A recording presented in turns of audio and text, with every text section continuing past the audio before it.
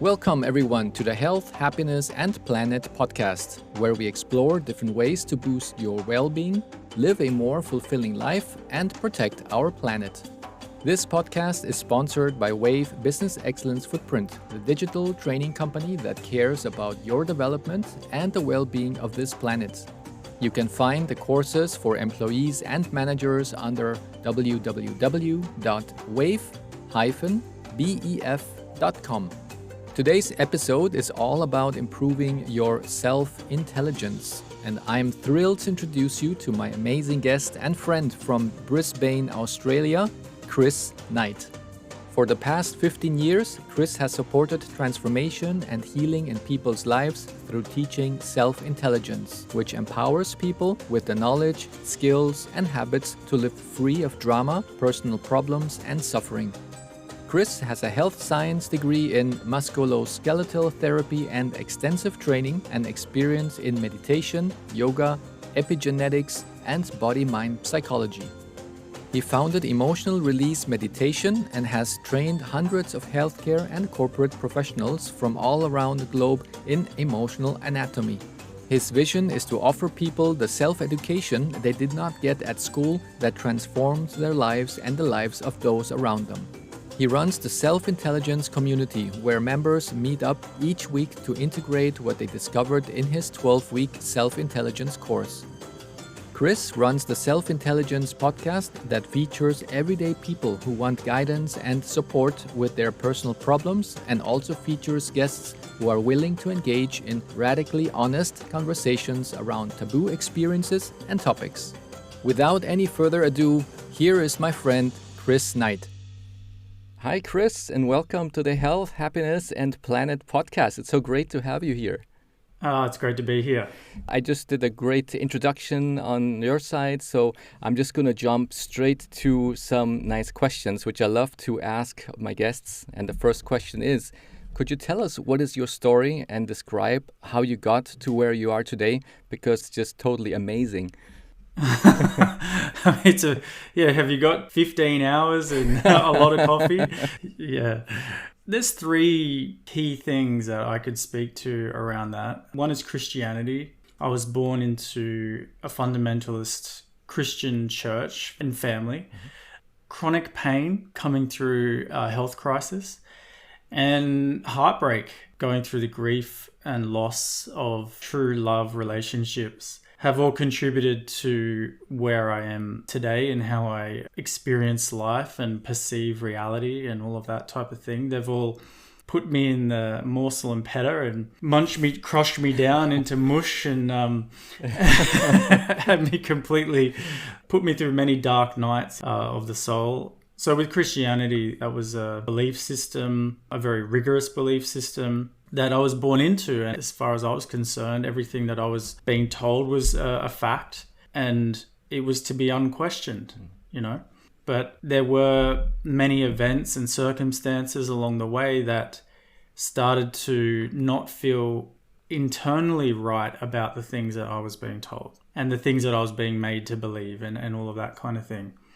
Then I discovered beliefs. I wasn't really taught about beliefs, that they were things that come and go and change and evolve and all of this type of thing, you see.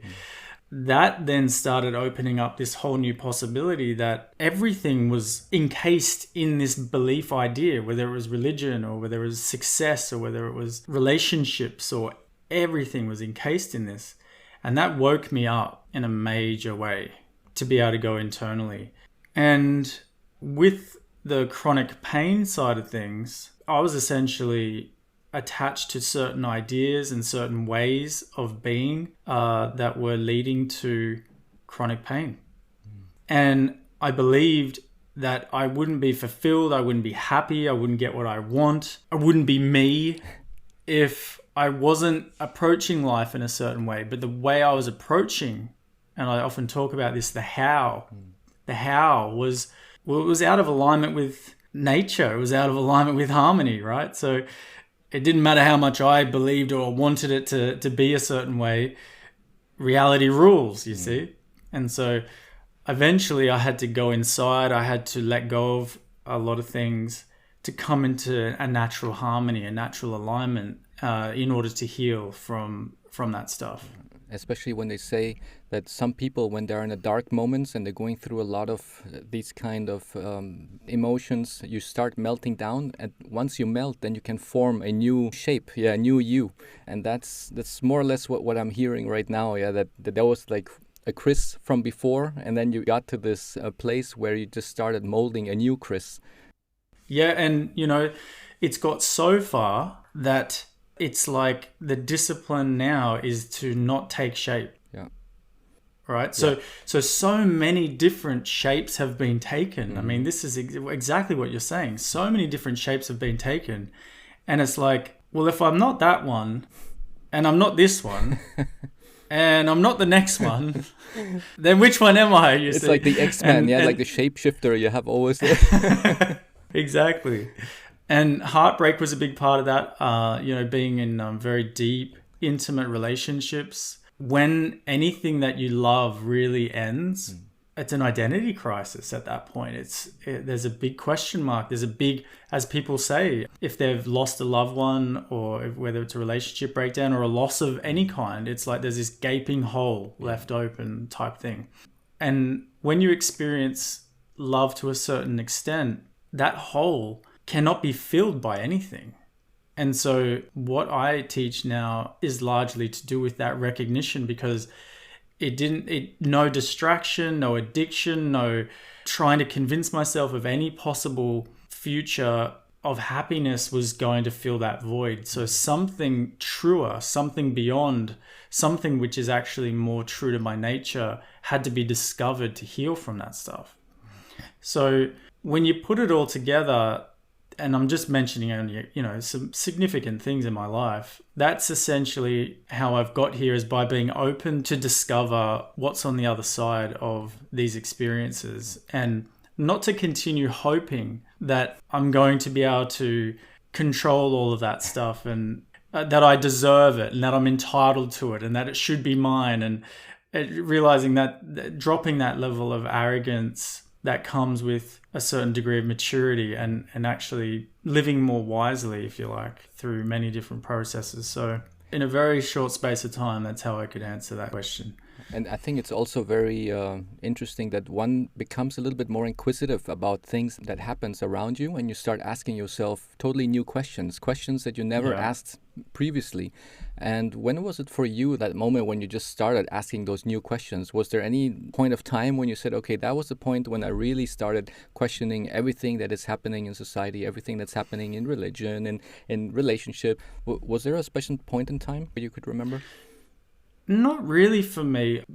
I'm quite sensitive to suffering and pain and these types of things. So when I experienced that, it was just natural for me to start asking questions. I wasn't that annoying kid in class who would just keep asking annoying questions because I wasn't satisfied with what I was being handed. You know what I mean? I'm like, well, how does what you're telling me apply to me? I know you want me to learn it so I can do something for you and, tick the box or whatever the case, but it was just a natural thing, actually, asking the question, you see. Yeah. It did take certain life events to happen, though, to ask certain questions that weren't asked before. So I would say life has catalyzed my questioning. Reality keeps bringing me to places where I don't have answers. It just keeps doing it. And I'm like, I don't have an answer for that. I don't have an answer for that or that or that. So it just keeps going, okay, we'll ask the question. Yeah. Correct. And sometimes your subconscious just works on it. Yeah, even though you do not know the answer that moment, but once you just put the question out there, somehow some events happen. You're like, wow, I think now that question I had has been replied to. Yeah. I feel like there's been a trust.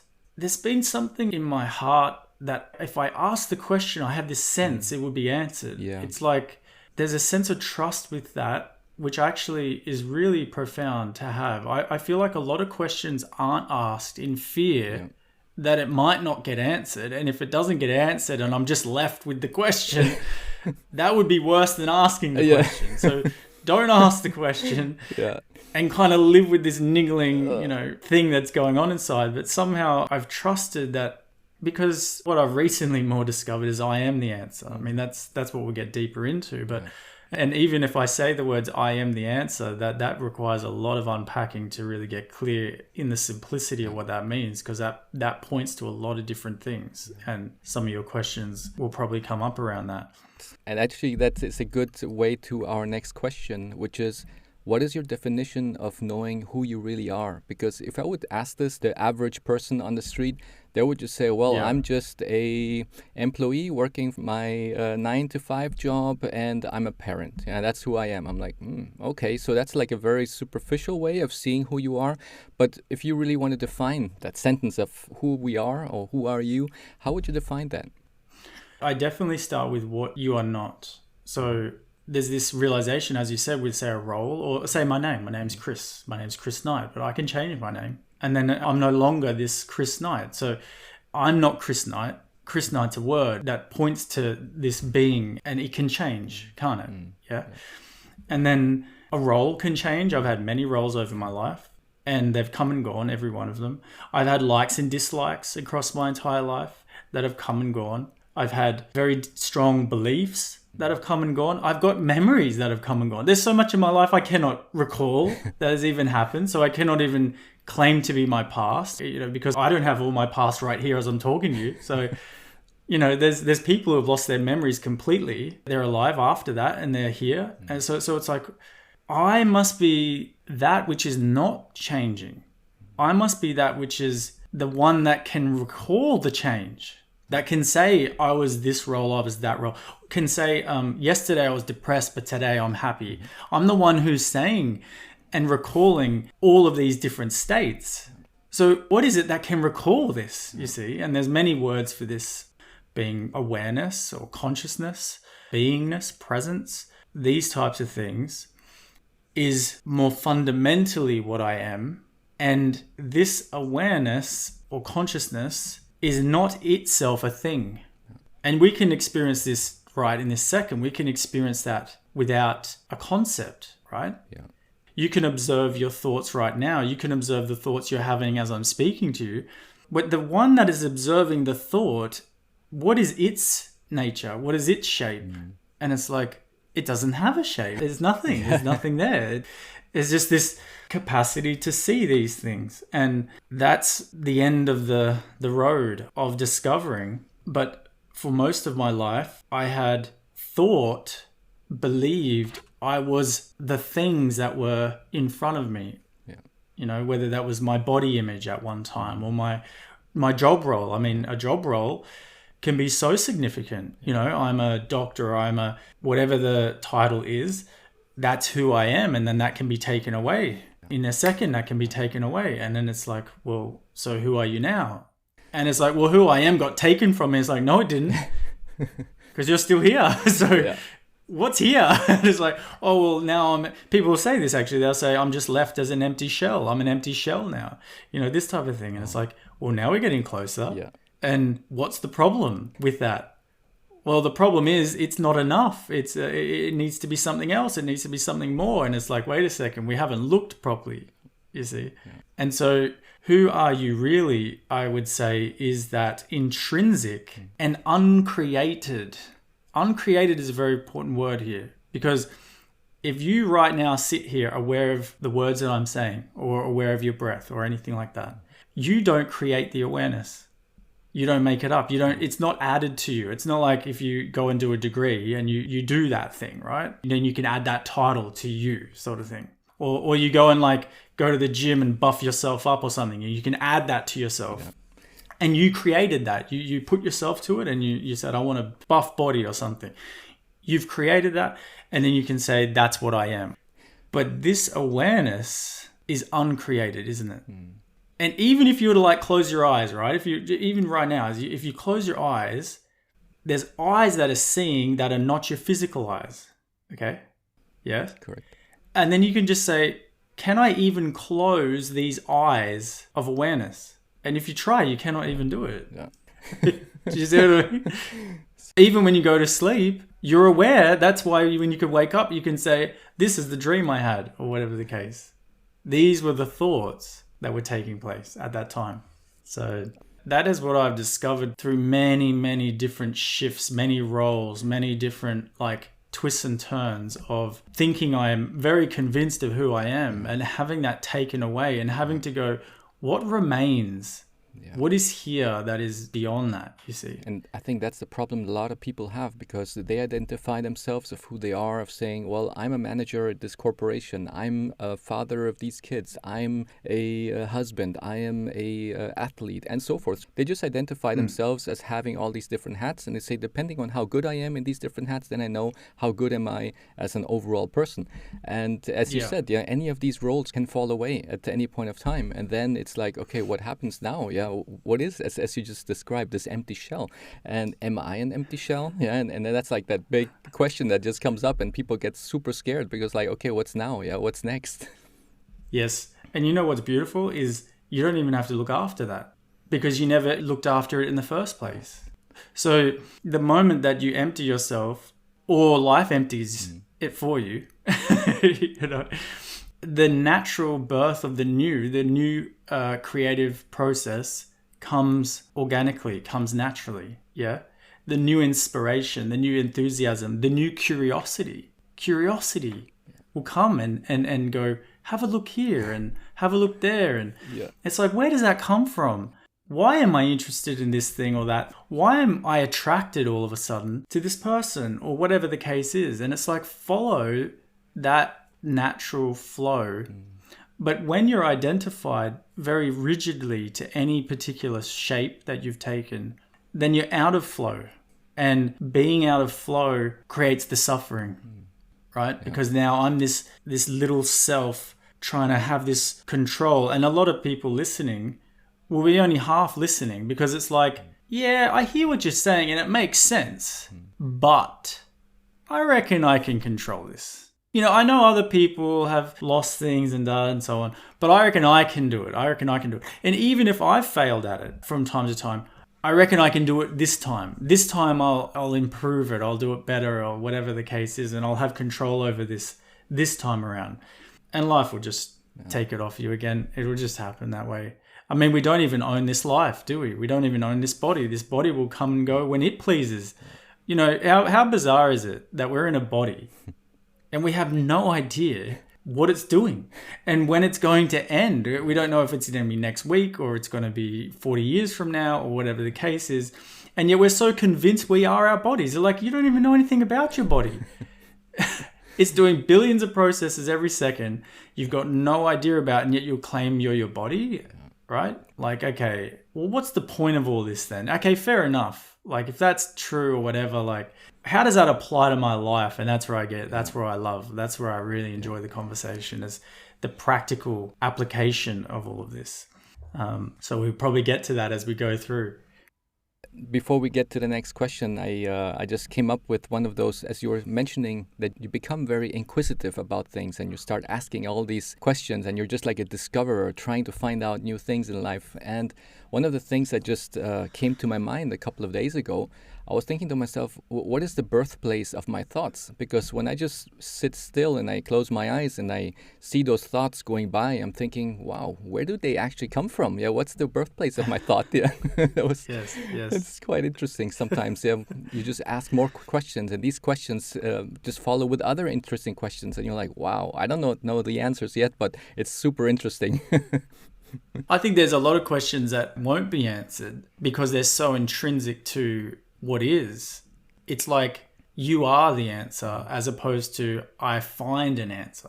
Yeah. And if that makes sense, like there's me finding an answer.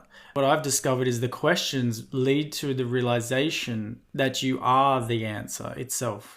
And you live the answer, not I found the answer. Because if there's the I that's found the answer, the question's still going to continue. Yeah. And that's where it becomes very experientially evident rather than spiritual fluff that I have no interest in, because it doesn't change suffering. It doesn't alleviate suffering in people's lives to conceptually understand things only at that level. So being the answer to the question is where it all sort of boils down. Yeah. And that's something one has to contemplate quite a long time about, because I would think that the average person, if you just say that, they would not understand what does that mean. Yeah, and I think sometimes you need to like digest that, for a couple of days and just really contemplate. Yes. Oh, big time, big time. There's a lot of definition also how people define spiritual practice and holistic therapy. How would you define these two words, spiritual practice and holistic therapy? Well, first of all, spiritual practice is inquiry to me, being most clearly who am I, and everything that's discovered in that to me is spiritual practice. The intuitive call to ask those deeper questions about yourself. That to me is spirituality. So whether that is the child who is questioning the teacher in the classroom going, okay, I'm hearing what you're saying, but how does that apply to me? I don't understand why that's important to me. That to me is spiritual practice happening in the classroom. It's not to me in any way, shape or form about religious beliefs. That to me is religion or something like that. So that they're different for me. Spirituality also for me is not necessarily those who are gifted in the realms of, say, psychic understanding or the afterlife and all of that sort of stuff, which is often coined to be spirituality, or understanding of chakras and energy and these things. Those things definitely point to higher vibrational understandings. At the end of the day, you're the one who is witnessing that stuff, whatever it is. And has the one who is witnessing that been discovered, or has that been inquired to? Be stable in those discoveries. I've worked with a lot of people who are spiritual, so to speak, who are very unstable in themselves because they have these profound gifts, say of clairvoyance or different things, but their actual sense of self is still quite not understood. So having to go to that ground level to actually be able to support their abilities that they have and their capacity for those understandings that are beyond this realm of, 3D or whatever the case is. So the self-discovery, to me, is what spirituality is. And holistic therapy considers self-discovery as the primary in the healing process, because it recognizes that a lot of health issues are to do with stress, to do with fear, to do with behaviors that cause unhealthy habits and behaviors and these types of things, right? Yeah. And in order to get to the root cause of all of that stuff, you have to disidentify from everything that's generating that behavior. So it could just be a stress. It could be an emotional toxicity. It could be a trauma or whatever the case is. And it's like it's stuck. Yeah. It's stuck in your vibrational system, in your patterning, until you, the one who sees it, releases it through your seeing, which is to disidentify. And then other things like, say, for example, like I did emotional release bodywork for a long time. I would support people as a therapist doing emotional release bodywork, and the bodywork would be supportive to what I'm saying to you right now. Yeah. For example, it could be chiropractics, it could be naturopathics, it could be, acupuncture, it could be kinesiology. I've trained all of these practitioners now in this particular modality of self-discovery and self-intelligence, which we'll get into. But when they had the core there understood, it's like it amplified their modalities tenfold because it was all now centered in such a powerful way. But when the core wasn't there, which is you, right, then the therapies would be temporary. They'd be relief-based. So it's like I go to this person, say they balance my energetics or something like this, or they do some massage and release trigger points or whatever the case, and I feel better for a little while until my delusional state returns and all of the destructive patterning starts playing out, and now the symptoms start coming back again, and now I've got to go back to my therapist to do their work again, and it's kind of like it can become a bit codependent in that way. It's almost like saying, what is your default state? Yeah, if you look at all the different emotions that you have, like being happy, being angry, being sad, all these different emotions in the spectrum, and it's like asking, what is your default state? Where do you usually fall back? Once you're done going to the gym, once you're done at work and so forth, and then you're alone, and what is it? Are you more of an angry person? Are you more of a happy person? Or and that's where a lot of people probably have to think about to say, well, what happens when I'm alone and I'm not doing anything? And what is my default state?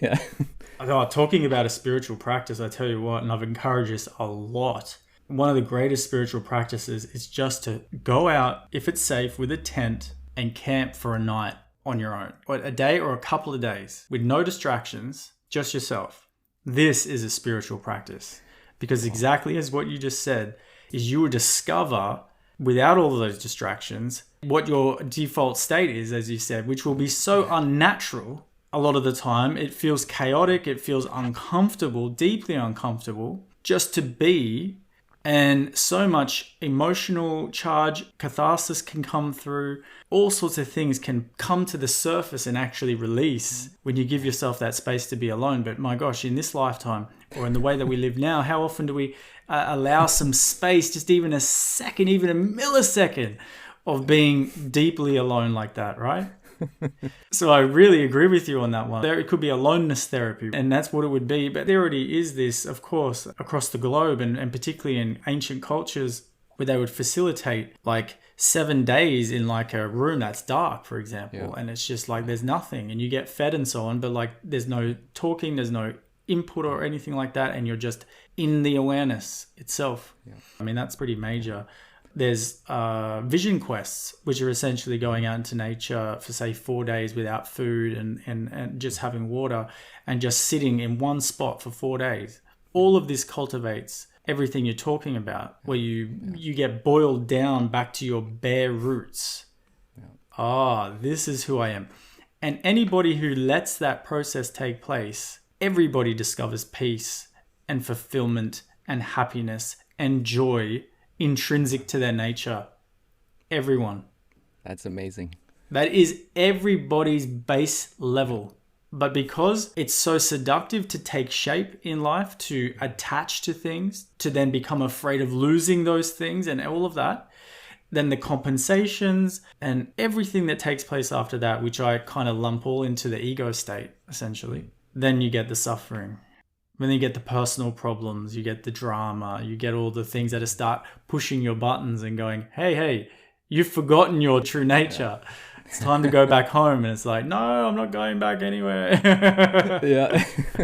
And I think people have become masters of distraction. I've seen a lot of people, they're experts of being super distracted. Yeah, because they cannot even stand, for example, 5 minutes if they're standing at the cashier at the supermarket and they say, okay, I don't have anybody to speak to right now. I'm just standing here in line. Instead of just thinking about what you're thinking or just staying still, like, okay, let me just pull out my phone, see what's going on Instagram. And then you're constantly just distracting yourself. And then once you're done with that, then you check your emails. But you never really have the time to like slow down and let your thoughts just be your thoughts and just be there in stillness, even if it's those 3 minutes that you're standing in line at the cash register, and people just masters of distraction. I mean, even at the gym, like between sets, yeah, you know, just between a set, it's like the phone's got to come out. I take my son to the gym and it's like, there's no phones, no phone, just just sit and be bored, you know. There's a couple of fears that I've noticed over, you know, supporting people with hundreds of inquiries. That is a fear that drives a lot of stuff that causes suffering in life. And one is the fear of boredom, right? Oh. Fear of boredom is major. There's not a lot of attention on that particular fear. But if you remember being a kid, it was intolerable to be bored. It was like torture to be bored, right? Yeah, it's painful. It was absolutely painful. Okay, yes. So since being a child, our parents have tried to do whatever they can to make sure you're not bored, so you're not like a whinging nightmare for them to have to deal with. You know, and then of course that just gets more clever, right? So we've got technology now and smartphones and all this. This is a clever dummy. Right? Once we got a dummy, and then now we've got a smartphone or something like that. So it's something, what do they call it? A pacifier. It pacifies this uncomfortableness of what's just beyond boredom, right? Which is that nothing, that emptiness that's vibrantly alive. It's not dead, but only really discovered for those who have, say, done meditation and different practices that will discover the intrinsic aliveness and alertness and creativity that comes from that place. So fear of boredom and the fear of loneliness. So even if you're at the cashier thing on your own for a little while, just the fear of being alone is enough. But there's such discomfort in just people's bodies. Just talk a lot about body image just as an example, and the fear of what other people think. all of that plays out into this generalized discomfort that's not at all conscious. It's just, I'm uncomfortable living, unless I'm neck deep in work or something where I'm distracted from it. In the in-between moments, I'm just uncomfortable. So how do I deal with that discomfort? Well, this is an easy way to deal with that discomfort. And yet, not dealing with that discomfort truly is the cause of all of your suffering, all of your drama, all of your personal problems, the root cause of most chronic issues, health issues and stuff like this. So we're at such a great time where we are now able to explore this in such conscious ways. And there's podcasts like this that are emerging more and more and more that are bringing light to this obvious that's been going on, but has remained elusive to us for so long as well. That's right. And what would you say when people think about holistic therapy? What would be the end goal? Is it the end goal to discover who you are? Is the end goal to be happy? What is your definition? Well, it's to drop the goal. That your true self doesn't have a goal. Your true self is absolute unconditional acceptance of reality. And oftentimes the goal then is just to remove everything that is out of acceptance of that, is out of alignment with reality.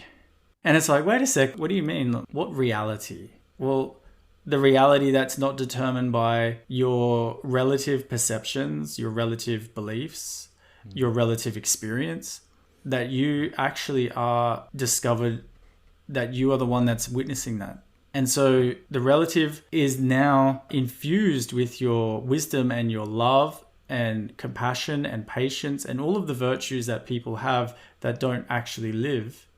It's usually lived through an idea, and then there's guilt and shame when we fail at it a lot, say like, parent guilt, or it's like, why am I so impatient and all these things. So the end goal is to remove the person that you believe yourself to be and to discover who you are. That's what I would say, that everything's trying to lead to that. Everything's supporting that. Everything. And that comes quite close to my next question, which is, how would you define success? Because some people say, success is when I have this big house, this sports car, and like all that superficial stuff. And then once they get it and they're there, and then they're still miserable and start taking drugs and just need to do other things to try to search for their happiness. What is your definition of success? I just saw John Mulaney. Have you heard of him? He's a comedian. No. He's absolutely hilarious. I watched his recent comedy show on Netflix, and he's an extremely successful comedian. He's famous. He's got everything you can imagine, and he became a drug addict big time. And he sent us this show around how he had an intervention from his friends about this to take him to rehab. And it's so great that there's a maturity on the planet now that he can come out with this, that he can talk directly about this. And so many so-called successful people are coming out more and more and saying, while I look successful, I'm riddled with anxiety and this type of thing. Or, I've got addictions, or my relationships are in tatters, But on the outside, I've got what apparently everyone wants, Story after story after story is happening, isn't it? Yeah. And it's like, once upon a time, we couldn't imagine that level of transparency about these things. So we've got this gift now of seeing what we intuitively know is that whenever I get that success or whatever I think that is, it only exists there for a second and it's gone. And now I'm a slave or a prostitute again to somehow getting that success again. And it's this endless wheel, and you can paint it up in different ways. You can create different kind of ideas of how that could be more fulfilling, but it ends up the same transient process, right? Yeah. So I think it's courageous that people do seek out success, actually apply themselves to success in external ways as well, whether it's a sports person or a career person or whatever, because they're the one who's going to know what I'm saying. And they've had to go through a lot of spiritual development to get to those stages of success. They've had to overcome caring about what other people think. They've had to overcome many, many different fears and self-doubts and all sorts of things to achieve those levels of success, even if it is externally. And I see those people are actually closer to moving into the next container of self-discovery than those who go conceptually, oh, all that leads to nothing, don't bother, give it a go, that type of thing, whilst all the while maybe feeling like a victim or not fulfilling your full potential or discovering or being curious about things. There's an apathy. I see that it's all part of it. So success is someone who's not going to die wondering. You know what I mean? Like if you want that Ferrari or whatever and you go for it, then you're going to learn. You're going to learn things. Yeah. And I think that today a lot of people have to go through that learning experience. If I just think about my daughter, she is right now getting into her teenage days, and she's just so influenced with all that social media and all of these images and beliefs of what do you need to be successful. And it's really hard as a parent to try to guide them, because first of all, as a parent, maybe your word is not that important anymore for a teenager. It's more important what's happening on TikTok and what others say. Yeah, because I've got my son as well. My son's 15 now, actually. And okay. He wants to be a professional gamer. He's extremely competitive. And every step of the way, I've just been able to infuse, and his ears are open because what I'm teaching him is so true that it's not about dad trying to tell me the right or wrong thing. It's true in his own experience. So it's not like that. Yeah. So his ears are open, which is such a blessing. I didn't expect a child to listen to me because I didn't listen to my parents, so I didn't expect him to listen to me. But this is not my experience. My experience is actually when you speak from truth, when you speak from a place that's impersonal, when you speak from a place where you're not projecting fear onto them, they listen. And so every step of the way of him wanting to win and be a competitor and all these things, self-intelligence, which we'll talk about, has been there, and he is learning about his true self. He's learning about dropping beliefs. He's learning about dropping expectations. He's learning about better communication with his teammates. He's learning to appreciate his opponents who beat him. He's learning all these amazing things. Or it could be, he shouldn't play video games and he should be doing blah, he should be more natural. He should be, we've lost touch with reality and da-da-da-da-da. It's like, how's he going to learn any lessons with that? He's not going to learn any lessons. He doesn't want that. He wants this. So the lessons here, the lessons with this, you see. Mm. And it's like, it's a much easier and much more respectful way to parent. But yes, parenting is a subject I do a lot of work with people around. Yeah. And it's so beautiful to have parents and their children be so closely connected, through this inquiry. So, yeah. And you have a very, very good course, which is your signature course. It is called Self-Intelligence. Could you tell us more about your course? Yeah, Self-Intelligence has come about as an alchemy of 15 years of work as a therapist, as a coach, as a meditation teacher, so many different elements that I was drawn to. I taught emotional anatomy for years and created a course in that as well. But self-intelligence is like the cream that rose to the top of all of that. And in a simple way, it's the education, the inner education we didn't get at school, right? So when I was working with people as, say, a musculoskeletal therapist and working with stress and working with how that plays in the body and all of these things, I soon discovered that there was this major lack of just basic inner education, understanding your thoughts and perceptions, even noticing emotional states, for example, feelings, intuition, all of these things that we didn't get a lesson one day of in school. Right? Yeah.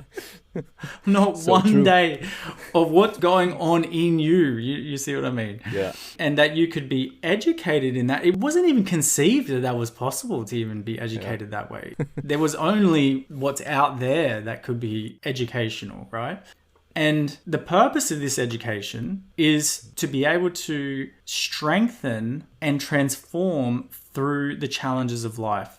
Life is going to continually throw challenges. There's no way out of that. And oftentimes, without inner education or self-intelligence, as I call it, all of that will turn into problems. It will turn into drama. It will turn into suffering. It will turn into physical ailments, symptoms, trying to get you to see, but not having the education to know what to do with it. And then going to someone else as though they can fix it, right?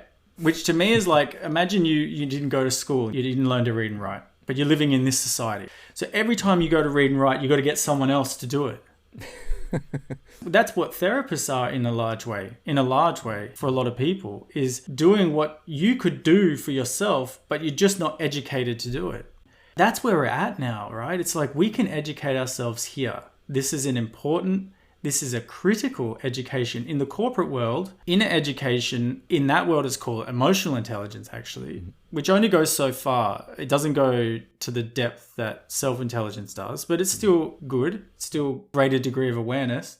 They're saying it's the number one most important element in the success of a business. So many papers and things coming out with management, with teams, all of this stuff. They're like, this is where it breaks down, right here. So self-intelligence is like critically important. And now self-intelligence is taught by a lot of people across the world who don't call it self-intelligence. You know, they call it different things. It's just the terms that resonated with me that came out of that inspirational place of silence that was like, this is what it is. And so there's a boatload of education just about truth, self, all of what's going on inside you. And then there's specific skills and habits that you learn as you would learn in any other kind of education, right? Specific skills and habits that become then automatic in your life when, say, you're triggered, right? Triggered is a good example. Yeah. We didn't get a lesson at school. When you're triggered, this is the line of inquiry that will turn that triggering situation into a gift, okay? Wouldn't you all like that? And you're like, shit, yeah, let's do that. I'll get triggered 3 times a day. Let's turn it into a gift. If we can turn it into a gift, I'd love that education, you see? And it's like, that's part of it, right?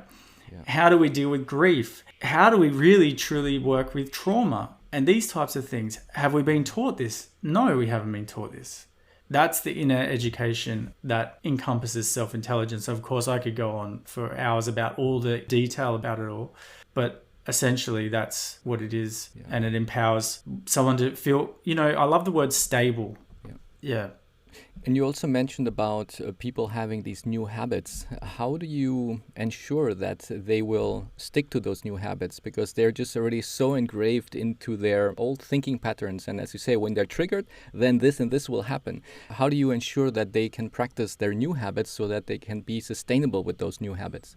Well, for anyone to really take on a habit, they first have to have very clear understanding of how important it is, because importance dictates commitment to something. So like the habit of brushing your teeth, right? You want to have teeth. You don't want to have teeth falling out of your head, you rotten teeth and stuff like that. So if you understand how important it is and then you understand the habit of it, then you often get supported by someone who's already got the habit in place, don't you? So your parent has the habit in place and then they will support you and then they're educating you how important it is. Because initially you don't think it's important. Like when you're a kid, how many habits you got to teach your kids? They don't think it's important. Children don't see that these habits are important, say like with brushing teeth, but you know it's important and there's a certain degree of trust they have for you and you can explain it to them and then you facilitate and support them with that habit, right? And then eventually it becomes their own habit and then they stick to that. So with, say, self-intelligence is someone's experienced a lot of pain and then they're going, okay, I'm prepared to learn something new. I'm prepared to see things in a different way. So firstly, they get the understanding. And now the importance level is going up because the understanding is going up. Because right now, the understanding is not clear at all. It's very unclear. So that clarity is necessary. Then for what I offer like an immersion in the understanding and tools and all of that. And then I offer a community, which we come together literally once a week to integrate every week what they've learned. So it becomes a actual habit. And it takes a little while. For example, being triggered. If you get triggered, there are very specific things you do like this. 1, 2, 3, like this, right? Yeah. Now that habit of going from these questions that I used to ask that don't lead to anything useful, takes a little while for those not to be the questions that are asked, but these new questions are asked. You see? Yeah. Okay. And I have very specific support on that, literally weekly, until that completely shifts, until it becomes automatic. That's amazing. I'm so glad you asked this. I saw the question around habits. I'm so big on habit because habit goes beyond concept. Concepts don't make your life better. Concepts don't make you feel better when life is throwing grenades at you. It does not. Yeah. All right. It ends up becoming some conceptual dissociative place, actually. And it's very ungrounding and very unstable. So those who are sincere and those who have opened their hearts to listen, because life has given them enough of a prod, to listen, usually comes in pain, drama of some kind. They will naturally, because they've listened to the understanding, they've taken the opportunity to be supported first in developing those habits. Because I tell you what, it's amazing how quickly when a learner gets lost back in their old trains of thought and patterning, support is really critical in it. It's almost, if you look at it in a simple way, it's like having if you're learning to drive a car, you have then all the practical stuff. These are the tools, these are the techniques, what are the signs of the road, and all the practice, and you've done all the learning points. But then once you get to the car and you sit there and you're like, okay, drive off now, off you go now, and you're like, okay, but I still don't know how to drive. Yeah, you still need your instructor, to tell you how it's done, even though you know all the rules. And I think it's very similar to your course as well, because one part is just to learn all the techniques and the tools, but on the other side, it's like, how do I apply that now in real life? Yeah, and you know what? Real life is the only place it matters, right? Isn't it? So true. You see? Yeah. But this work, this inner work, because there's so much fear around it, it just has remained so conceptual, and it's also been quite off-putting for a lot of practical people because it seems so conceptual, and they're like, I don't see how that applies to my situation. I don't want to go into this mental masturbation about all this, whatever the case. And it's like, no, that's not what this is.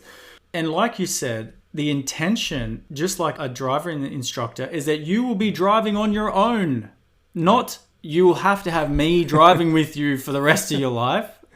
You see? So it's literally has that integrity in it. This is to empower you. That's right. And you have to first admit that this is necessary. Your relationships are disasters, for example, or are riddled with resentment and problems because you don't know yourself well enough right now for it not to become like that. And it won't matter about the next person. It will become the same thing because you're the one there that's generating these same ideas and perceptions and beliefs and traumatic experience and everything you're projecting into the situation. And you're not educated right now how not to do that or how to transform that. It's simple. One falls into the same vicious cycle over and over like this, hoping it will change because something out there will change. No, it is not going to happen like that. It is not going to happen like that. So when someone comes to me and says, yeah, Chris, I've done 3 rounds of destructive relationships or divorces or something like this, well, when I start speaking, their ears are open now. Whereas maybe if they hadn't had some of those experiences, and you don't need any drama to learn what I'm talking about at all. Just like you don't need drama to learn how to read and write. You don't need drama. It could cause you a lot of drama not to know how to read and write, and then you might go back to school or whatever and learn. The reason it's challenging is because it's like, I can't believe, if what you're saying is true, I can't believe I didn't learn this earlier. Like, if what you're saying is true, which I actually do feel it's true, how is it possible we weren't taught this literally from preschool, which is when it can be taught? And I mean, I've got coaches teaching very young people down into kindergarten this work. So it's accessible to such a young age to all the way to whatever age you are, you see? And it's like, I cannot even accept that that's what's happened. I've got to make all of this pain I've gone through mean something. And if it means that I just learnt this and the pain's gone, then it means all of my pain meant nothing.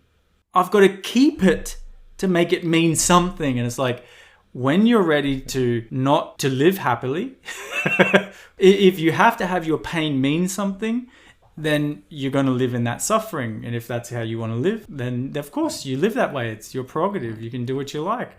But the invitation here is for those who are fed up with drama, fed up with personal problems, fed up with suffering, and are courageous enough to be shown.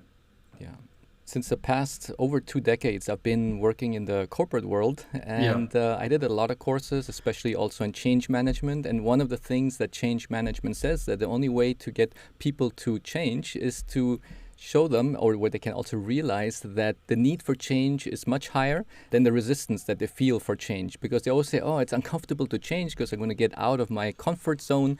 But if the desire to change is not higher than that, then they will just stay in their comfort zone. But then as soon as they see, oh, my need for change is definitely getting higher and I'm getting to that threshold, it's really not fun in the place where I'm today. I'm really not having fun in my relationship or in the job or in whatever it is. Then I start to change. Again, as a small example, people just do not enjoy going to the dentist. But then once they have a toothache, they're like, whoa, that pain is so intense. The threshold that I have that usually I would not call the dentist, I am going to call the dentist now because the need for change is intense at this moment. Yes.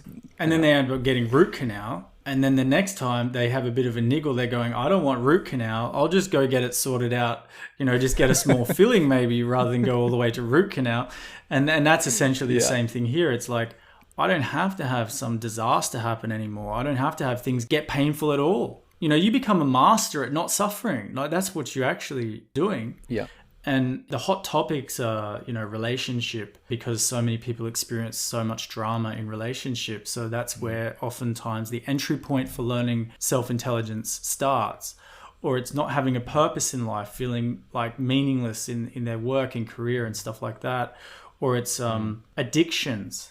These types of things where it's destroying their life, chronic health issues, where it's known that there's some kind of internal unresolved stressor that's causing this inflammatory response and so on. And I'm not dealing with the core of it in myself. Yeah. These are very common entry points. I recently had someone who suffered anorexia for 15 years, and I just did a podcast with her actually. So she was really in and out of hospital, on her deathbed many, many times, saw all sorts of practitioners, psychologists, specialists of all kinds. You can imagine, told she'll have this for the rest of her life, and she would essentially have to manage it. I was also told this with chronic stuff that I had earlier on in my life. And she was ready, meaning she had enough pain. Yeah. And I said, okay, what we're going to do is first, you are going to discover you are not the thoughts in your head. You are going to discover experientially, not as a concept. And she quickly discovered and knew for herself that this anorexia, this condition had a lot to do with control and needing control. And this was her version of it. Now, everybody has challenges with control, but it manifests differently for different people. And by getting to the core of the fears and beliefs that were around that need for control, which manifested in the eating disorder, which is a process that I teach people very specifically and very obviously. So it was clear as day for her on paper. It was so obvious. Not a mystery anymore. Not some big complex thing. Very simple. That's leading to that, leading to that, leading to that. I can see it. Then she was sincere in taking that to the truth of her witnessing consciousness. And in that, it just started falling away. It just started dissolving. And then it was only months after the course and after integration in the community, she had no anorexia. Like she was eating like anybody else. Her family are tripping out. Like they don't know what is going on. Their mind was like, this can't be even happening. She's eating steak. She's doing what? Like properly bizarre to them. It's feeling completely normal to her. She's like, well, yeah, I don't have the issue. Like, why would I not eat? They're like, what? But you're anorexic. You've got a disease. You've got a mental health disease. You can't just be doing this. And she literally today is giving birth to her child. Actually, as we speak, she is in the birthing process. And she didn't think she would live past her 20s with this disorder, not to mention be giving birth. And I mean, she's like in labor right now. It's such an honor to her to be able to speak about this while we're on this podcast. That's amazing. Well, thanks for sharing that story with us. That's such an amazing story. Yeah, but it was no intention for me to teach people with eating disorders. That wasn't like my target audience or something like this. I teach anybody who wants to stop suffering, whatever it is, because the same exact process applies to all of it. What the students discover, and anybody who's doing the inner work discovers, is what you suffer is the thoughts you believe. This is the cause of suffering. And the primary thought believed is that you are a person inside. And that's what you are. That is the biggest cult religion of our human race, is I am a person that sits inside this body. And this person, when you really look at it, is not what you think. It's not this solid state that is so confidently held as this is who I am, because it is constantly changing. Your personality is constantly changing. It is not fundamentally who you are. And whilst you believe you are that person, whatever shape it takes, you become loyal to that, and it becomes riddled with fear. Why? Because it's constantly being threatened with change. So control, for example, is trying to keep the change from happening. No, I'm going to keep it this way, like you said with change management, right? There's the ego side of every human being going, no. The stubbornness comes in. No, this is not going to change. This one I'm going to keep. And the universal reality is going, but that's not reality. Yeah. You see? It doesn't work like that. So true. So true. It's funny you mentioned that. I actually taught, it was such a bizarre invitation to teach this work to a group of change management specialists. So they were a group of change management specialists in BHP of all places. Yeah. And I'm not sure if you know what BHP is. It's a big Australian oil company here. I heard about it. Yeah. Yeah, massive. Yeah. I think it's the biggest company in Australia. But an oil company, right? So I worked with high management myself in this work, and they were like, we've got a budget for doing some cool shit. Well, let's bring this in. And it's like, are you sure? You know, they're like, yeah, let's do it. I'm like, all right, let's do it. So it's amazing who's open to this now, because there's an expansion of consciousness happening. One of your questions actually relates to that around social, and how can we be sure what we're listening to is truth? How can we discern truth? This type of stuff. It's becoming really unstable, isn't it? Yeah. Right? How can you trust information now? Especially the news. I mean, that's I think one of the first things that you can just knock off from your list. It's just do not believe what comes up in the news on the TV. You got to somehow search for your truth somewhere else. Yeah, yourself. Everything else is a dream. Yeah. Everything else is relative. That's right. Like even doctors know now, when they do their studies over 6 to 8 years, there's a very significant portion of that becomes not true. Just in that study cycle, it's like, that's done. No, that's we've discovered this, and this now, and that's completely irrelevant. Those assessments you did and exams you sat and all of that, it doesn't apply anymore. And we're talking about a significant percentage of that study. So you can only imagine, as we're becoming more and more able to study things and look into the nature of things, there's radical shifts in understanding. What that's doing is creating a massive instability in the false sense of self that gets a sense of stability, and it knows things like out there. It's like, how can I trust anything, right? You can't. You never could. But it used to be slow enough that it seemed stable enough to trust it. But now that it's speeding up so much, it's becoming more obvious. Well, if I put in ChatGPT today, blah, blah, blah, blah, some question, and then in 2 weeks I ask it the same question and it's giving me a different answer, what's the right answer? What the hell am I supposed to believe? Right? Yeah. I think today, for myself, when I start looking at answers that come to me and I look at information on social media or in different places that I read, I somehow just try to reflect on it and see how does it resonate with me? If somehow that's what it's giving to me, does it really resonate? And do I feel, I do not know where, if it's in my gut or if it's in my heart or in my whole body and my soul, I just somehow can say, okay, that feels right or it doesn't feel right. And somehow that's where I'm being guided at the moment. Do you know what, mate? We have landed in the same place, right? Because, and I'm so thankful you brought this up, because I think that would be the question on the person listening to this, if they're listening, is, well, then how do you work things out in that relative sense if that information's given to me? It's like you will resonate with that information, right? You will resonate, as you just said. Yeah. It'll feel right or it won't, but it's not based on the same mental evidence you used to go to, because you'll know if you go that way, you're going to get 8 different contradictory pieces of information that are going to lead you nowhere, right? So there's a resonance where we're moving into a vibrational way of being, meaning that when you resonate with something, that's your answer now, you see? Yeah. If you have become identified in a shape, okay, that resonance is distorted by the shape you have taken. So you won't be able to pick up the frequency.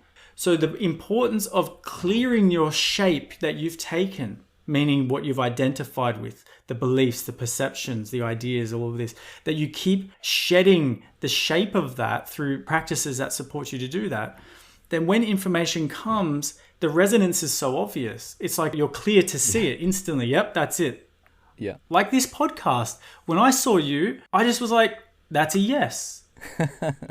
I could go through millions of different podcasts and go, who am I going to speak to or whatever the case. And I'm like, I just saw you. I heard you for a second. I'm like, yes, that's someone I want to talk to. Right? And now here we are, essentially very aligned in what we're speaking about. Yeah. And it didn't take major research. It didn't take knowing you personally or anything like this. And so it's so much faster and more accurate to come from that place. But when you don't know how to discern fear, psychological fear, when you don't know how to collapse the structures you've taken that interrupt that intuitive resonance from, being received, then it's very confusing and it's very overwhelming and it's all too much and I can't, and just, can I hide under a rock? Like, get me out of here, or whatever the case is. And yes, or like suicide is increasing massively on the planet. Depression, anxiety, all of these things come from a deep state of instability, because the old paradigm of a mental structure in which you engage in the world is collapsing. And it's like, this is good news. This is good news, because you are so much more powerful and at ease than any of what you were conditioned to believe. And if you come to someone like myself, or perhaps yourself, I'm going to show you this in the most practical way. I'm going to show you this in the most basic, mundane, everyday life experiences, not in out there in the cosmos stuff. I'm talking like here and now, where it's happening. And it's like, oh, I can get that. Yeah, I can apply that. Yeah, I can understand that. Oh, this feels like light. This feels real. You see what I mean? Yeah. And I love offering that to people, because concepts weren't going to get my recent student cured from anorexia. It wasn't going to happen. As soon as those triggers took place, as soon as that stuff would happen, she'd be back there. There's just no way. That's why it's believed that she was told many times, you're going to have this for the rest of your life. Why? Because this information, this knowledge was not available. Wow. And many, many more psychologists, I train a lot of psychologists, because they're like, I'm fed up going around in circles with people. I want people to heal, It's like, yeah. And we weren't taught to heal. I'm like, what were you taught about yourself in the 4 years you did a psychology degree, or the 6 years? And they're like, we didn't do one day on ourselves, not one day. I'm like, oh, how are you supposed to help somebody else in that way? There are certain psychologists, they're so intuitive about it. They already knew they had that gift. They just use the word psychology to do their thing naturally. Do you know what I mean? Because they're here to help people. And thank goodness that those people exist. But the education is not supporting that in so many ways. Yeah, so thankful to people like yourself who are, tuned into this. I feel we could probably speak another 2-3 hours, because in our conversation today, it just feels like we just spoke maybe 15 minutes. Yeah. And I'm thinking like, okay, wait a minute. We are already almost at the end of our podcast. And I just feel like we just are starting with our conversation. That's a good conversation. Yeah. So that's so important. There's so many blockages, internal blockages, ego-based, fear-based blockages that will prevent the basic curiosity to find things that you're talking about. So all of that's available now to learn that stuff. Yeah. And it just transforms your life. It's honestly, it makes life worth living. You die wise. Yeah. You die with dignity, a sense of, like I truly honored this life. I truly honored this gift I was given and didn't let myself eclipse this gift with fear. That's so true. Well, so I would say I'll wrap it up with one final question to you, because my listeners, they are, I would say, more in the direction of practical kind of people, because they may be still doing their corporate world life, which is also really good. I mean, everybody needs to see what is it that fits to them at that point of time in their life. And they're always very practical kind of people. So they're probably wondering what kind of tools are actually within your course. Yeah. So perhaps could you share with us one tool that is something that could give them a little boost of energy and where they can feel some kind of improvement? Yes. I'm going to boil down like something, take a small portion out of a process that is very powerful. So firstly, just sit for a moment and realize that there are a whole range of thoughts going on in your mind. Just be aware that that's happening. Just take a moment to even just notice there's this voice going blah, blah, blah, blah, blah, blah, blah, and images, all that sort of stuff. Yeah, that's happening. And that you are the witness of that. You are seeing this taking place. And you can go down the trails of that. And you can bring yourself back and say, yeah, I'm watching this. Then just one practice is anytime you notice the word should or shouldn't come up in that thought stream that you believe, okay? So it could be something about your partner. It could be something about a friend, it could be someone at work or some situation that's happening or something you're seeing on social media or whatever it is.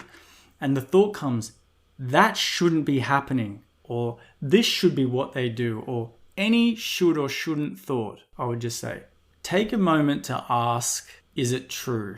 Now, the is it true is coming from a place of accepting reality. Reality is truth itself. A thought is not truth itself. Otherwise, you'd have to believe what everyone else believes. Because if your thoughts are true, then everyone else's thoughts must be true. Okay?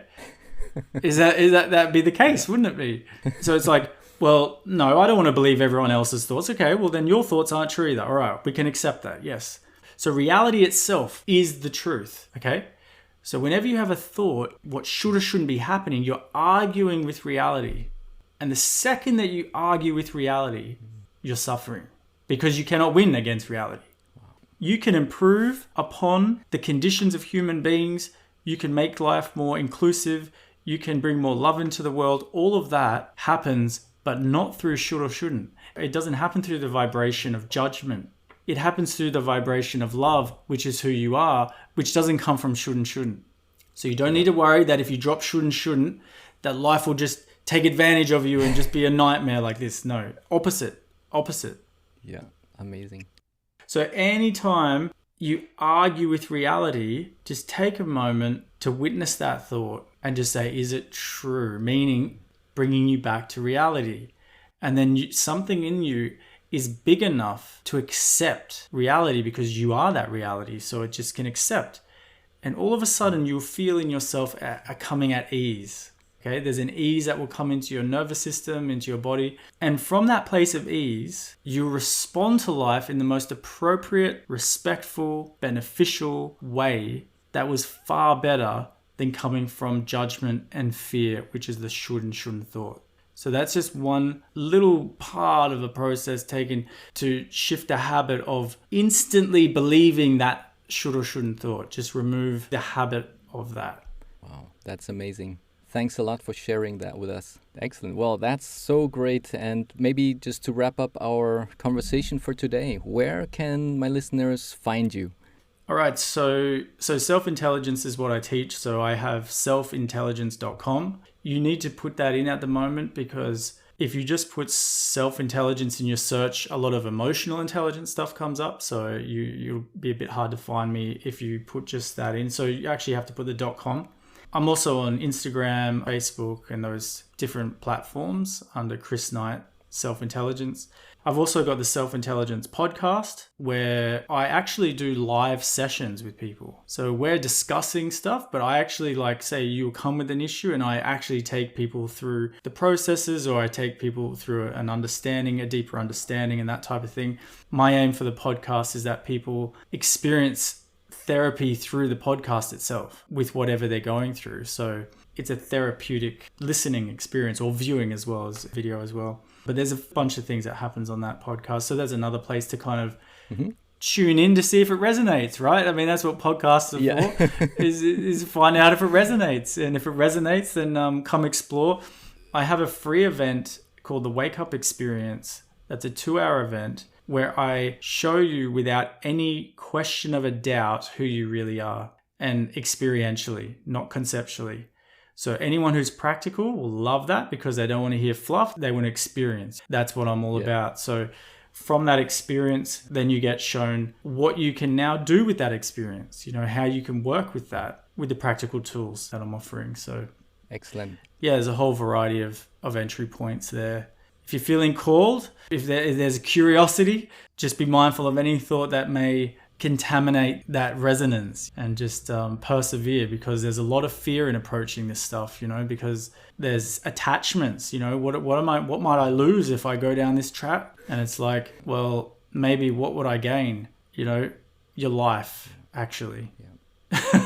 So excellent. I'll be putting all those links on the show notes so that the listeners can find you much easier. And thanks so much, Chris, for that conversation today. It was so amazing. And well, I hope that we'll have the opportunity to meet someday again, maybe during one of my trips to Australia. That'd be perfect. Definitely. Thanks a lot, Chris. Yeah, get in touch for sure. Thank you so much. I hope this conversation with Chris has triggered curiosity about your own level of self-intelligence, and perhaps it changes the way you ask questions. One of the things you should have is being very inquisitive and ask questions as if you would be a small child who always is asking why.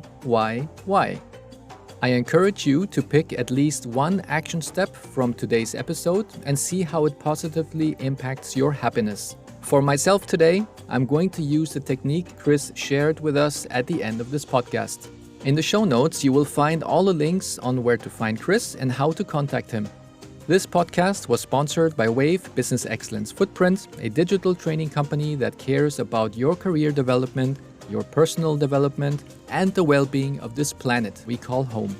On the website www.wave-bef.com, you will find a total of 22 courses. 7 of those are designed for managers, and 15 courses are designed for employees who strive to become the leaders of tomorrow. I value your feedback, and I would love to hear from you. Please rate, subscribe, and share this episode with your loved ones. Your support means the world to me, and it motivates me to keep producing content that adds value to your life. I look forward to seeing you in the next episode. Big hugs, everyone.